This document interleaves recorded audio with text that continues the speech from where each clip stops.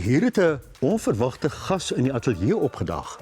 Hy het allerhande dreigemente gemaak dat ek niks leliks oor sy rolprent Lilo en Stitch mag sê nie, anders ontvoer hy my na 'n ander planeet. Nou goed, Stitch, ek sal elke woord tel. Wees net rustig, hoor. Hier gaan ons. Hy begin as 'n eksperiment. Die diertjie sou vernietig word, maar ontsnap aarde toe. Daar wens haar wyse meisietjie dat sy 'n vriend kan kry. Stitch ontmoet vir Lilo en word beste maats.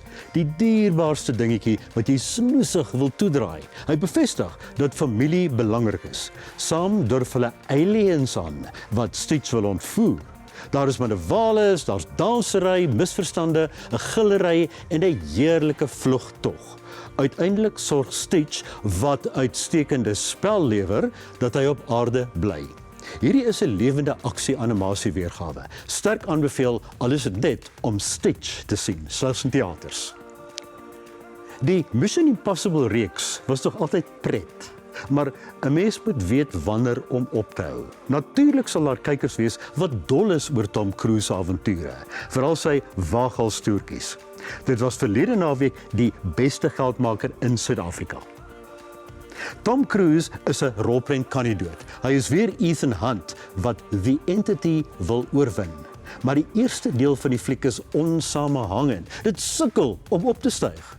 Hierna volg vele waaghalstoertjies soos in 'n duikboot en letterlik op 'n vliegtuig se vlerk, bokant hoedspruit nogal.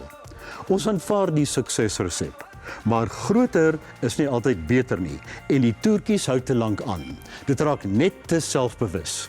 Hierdie reeks is nou lank in die tand en word sy eie grootste vyand. Cool vir aksievrate, maar ander mense mag swaar daardeur sit. Mission Impossible: The Final Reckoning in teaters. Jy kan hierdie resensies op Ontbytsake se webtuiste lees.